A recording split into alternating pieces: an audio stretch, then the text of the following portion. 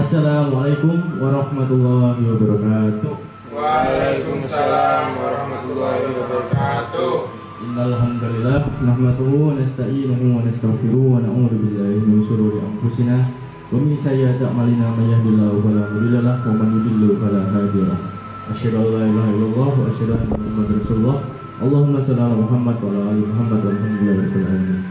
Segala puji kita limpahkan kehadirat Allah Subhanahu wa taala karena Dialah yang telah memberikan kita nikmat sehingga sampai detik ini kita masih diberikan kesehatan sehingga kita bisa hadir di sini pula, kita bisa menyaksikan siaran langsung yang telah disiarkan lewat Instagram ataupun Facebook ya.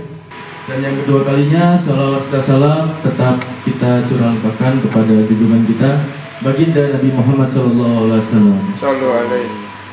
Oke, hadirin yang dirahmati Allah, pada karisma kali ini kita pastinya spesial tentang Maulid Nabi ya. Dan tajuk yang akan kita bawakan hari ini yaitu Rasulullah Idola Sepanjang Masa, dan bakalan disampaikan materinya oleh Ustadz Inung ya. Langsung saja, kita tidak perlu lama-lama lagi, langsung saja kita serahkan kepada Ustadz Inung. Waktu dan tempatnya saya persilakan.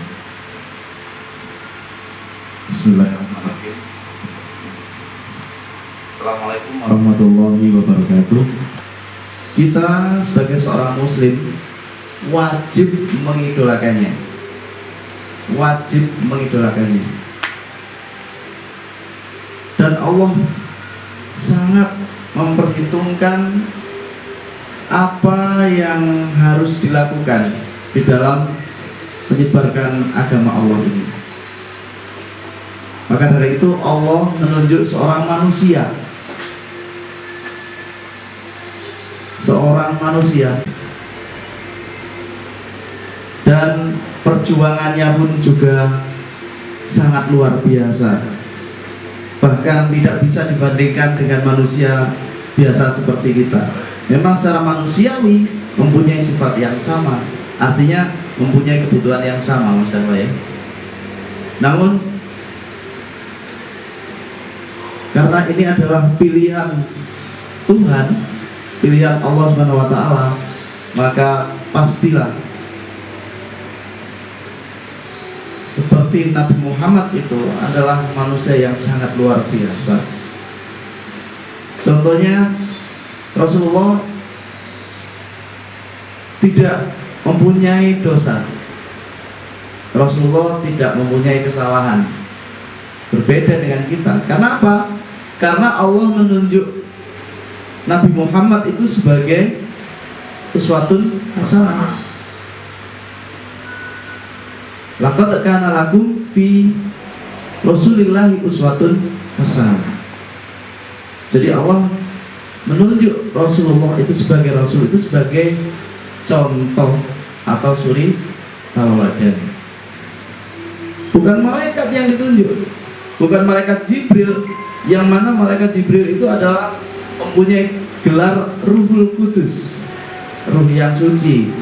Tetapi bagaimana mungkin dari golongan malaikat itu tidak punya rasa lapar, tidak pernah tidur, apalagi tidak tertarik dengan perempuan. Jadi berbeda dengan Rasulullah.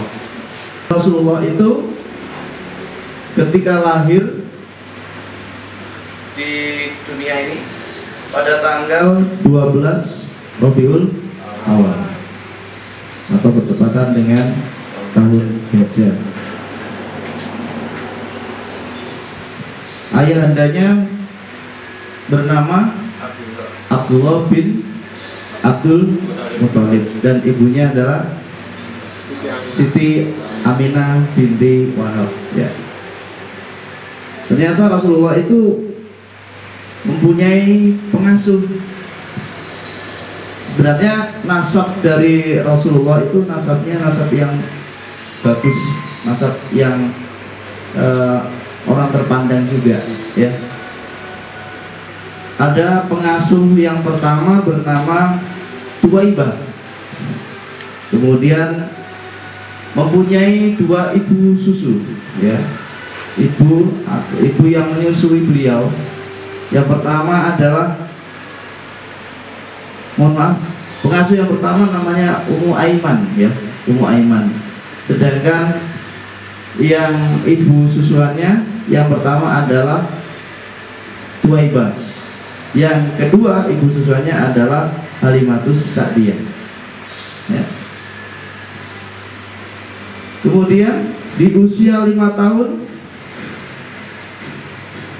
Rasulullah ini dadanya dibelah oleh 2 malaikat untuk dibersihkan hatinya yang dari nafsu setan di usia 5 tahun. Kemudian di usia 6 tahun ibunda Rasulullah Siti Aminah meninggal dunia. Ketika itu bagaimana dengan ayahanda? Ayahandanya sudah meninggal dunia ketika Rasulullah masih di dalam kandungan, ketika masih berusia 2 bulan ya. Jadi ayahandanya sudah meninggal terlebih dahulu di saat Rasulullah masih di kandungan dalam usia kandungan 2 bulan. Kemudian ketika Rasulullah 6 tahun Rasulullah ditinggal oleh ibunya sehingga beliau menjadi yatim piatu. Kemudian di usia 8 tahun ganti kakeknya Abdul Muthalib meninggal dunia sehingga beliau diasuh oleh pamannya Abu Thalib ya. Di usia 9 tahun Rasulullah ikut pamannya berdagang di Syam ya. Kemudian di usia 9 tahun itu ketika ikut pamannya di Syam untuk berdagang. Syam itu berarti kalau dengan Mekah sudah lintas, insya Allah lintas negara ya, lintas negara. Dan disitulah ada pendeta dari Buhairah. Itu pendeta itu bersama golongannya itu mereka ini menceritakan bahwa datangnya tokoh yang mana sebagai nabi terakhir ya. Jadi sudah punya tanda-tanda ada utusan dari Tuhan, yaitu ada seorang yang ditunjuk oleh Tuhan ya untuk menjadi seorang nabi, terutama dari bangsa Arab ya. Ada yang menyebutkan bahwasanya ketika beliau ini sedang hijrah dan sempat bersembunyi di Gua Hira. Ternyata dia bersama sahabat Abu Bakar, Mas. Nah, di saat itu sahabat Abu Bakar bersih-bersih gua agar Rasulullah itu nyaman. Padahal ini yang bersih-bersih ini sahabat Abu Bakar ini adalah ya sahabat ya termasuk mertua. Ketika itu tangan sahabat Sayyidina Abu Bakar ini tersengat oleh kalajengking sampai beliaunya bengkak. Ketika Rasulullah duduk di sampingnya, "Wahai Abu Bakar, ada apa dengan wajahmu? Apakah engkau tidak mau berhijrah?" "Enggak." "Mau?" Gitu. "Apakah kamu takut dengan kafir Quraisy?" "Enggak juga." "Apakah kamu merindukan keluargamu?" "Tidak juga." "Lantas apa yang membuat wajah kamu itu seperti tidak gembira seperti itu. Iya Baginda, ini tangan saya tersengat kala jengking. Oh, kok nggak bilang dari tadi kan? Enggak Baginda, saya takut merepotkan Baginda. Takut merepotkan Baginda Rasul. Kalau kita sudah wah, teriak-teriak gitu. Akhirnya apa? Rasulullah mengambil tangan dari Abu Bakar yang terkena sengat itu, kemudian diolesi ludahnya, langsung sembuh gitu. Jadi Ya, itu termasuk mukjizatnya. Kalau kita langsung kena tetanus ya, infeksi. Ini belum Al-Quran. Al-Quran termasuk mukjizat dari Rasulullah yang sangat-sangat luar biasa. Ya, tuh. Jadi kemudian mengapa sih kita ini harus mengidolakan Rasulullah? Ya.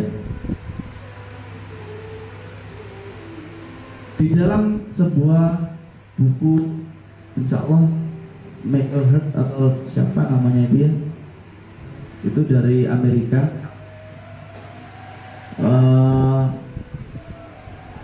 Beliau telah menulis buku 100 tokoh yang berpengaruh di dunia.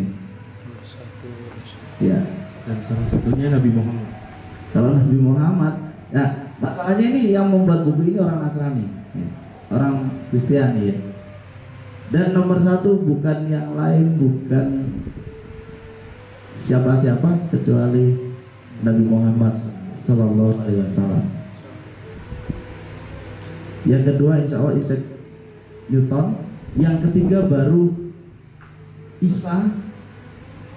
Tapi mereka memanggilnya adalah Yesus. Dan mengapa kok tidak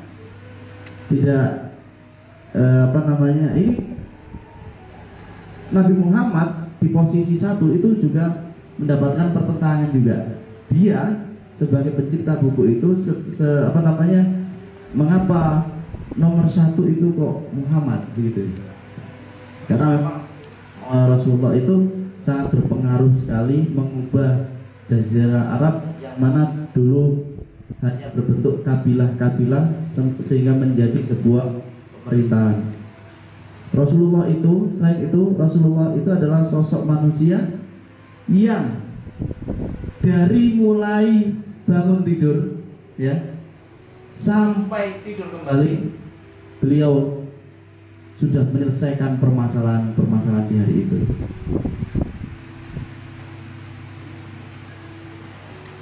Nah, kalau Nabi Isa, karena memang kalau agama yang paling banyak adalah agama Kristen ya, nomor satu, Kristiani nomor satu. Tetapi kenapa kok tidak bisa dijadikan sebagai tokohnya sebagai nomor satu? Karena Nabi Isa, menurut mereka Yesus itu sudah yang dituhankan, kemudian yang menyebarkan agama itu adalah Santa Petrus, gitu ya. Jadi ada dua tokoh. Jadi kalau Nabi Isa ini dijadikan nomor satu, Santa Petrus pun juga harus dijadikan nomor satu. Nah, jadi sama-sama punya saham, ya. Nabi Isa sebagai Tuhannya, Santa Petrus sebagai penyebar agamanya, gitu. Termasuk Siddhartha Gautama itu di nomor sekian yang membawa agama Buddha. Belum nanti siapa itu? Mahatma Gandhi juga itu. Nah, nomor satu ini adalah Rasulullah. Itu ya. Jadi yang nyusun adalah orang Nasrani sendiri. Dan ini bukan asal-asalan nyusunnya. Menyusunnya itu juga sesuai dengan penelitian, ya. Dan dipertimbangkan. Bahkan ketika ada pertentangan di dalam urutan nomor ini, dia pun bisa menjawab dengan taktis, sehingga orang yang bertentangan, yang kurang sreg kalau Nabi Muhammad di nomor satu, dia kalah, ya. Yang bukan Islam, yang non Muslim itu mengakui bahwa Nabi Muhammad adalah orang nomor satu yang berpengaruh, yang hebat, bagaimana dengan kita? Rasulullah itu penuh penderitaan. Rasulullah itu ikhlas hidupnya untuk perjuangan, Mas Zaman. Sungguh. Jadi Rasulullah itu sosok sederhana dan tidak mewah-mewahan seperti itu. Mencintai Rasul Allah dan Rasulnya itu mari kita luapkan dengan tidak hanya memperingati setiap kelahirannya, tetapi merubah dalam kehidupan kita untuk menjadi semakin lama semakin insan yang semakin lama semakin baik, semakin bertakwa dalam ucapan, perbuatan, pemikiran dan sebagainya. Berusaha untuk menjadi orang yang bertakwa kepada Allah Subhanahu wa taala. Ingat, tujuan utama Allah menciptakan Rasul untuk umatnya adalah agar kita sebagai manusia selamat di dunia dan juga selamat di akhirat. Itulah cinta yang sebenarnya cinta.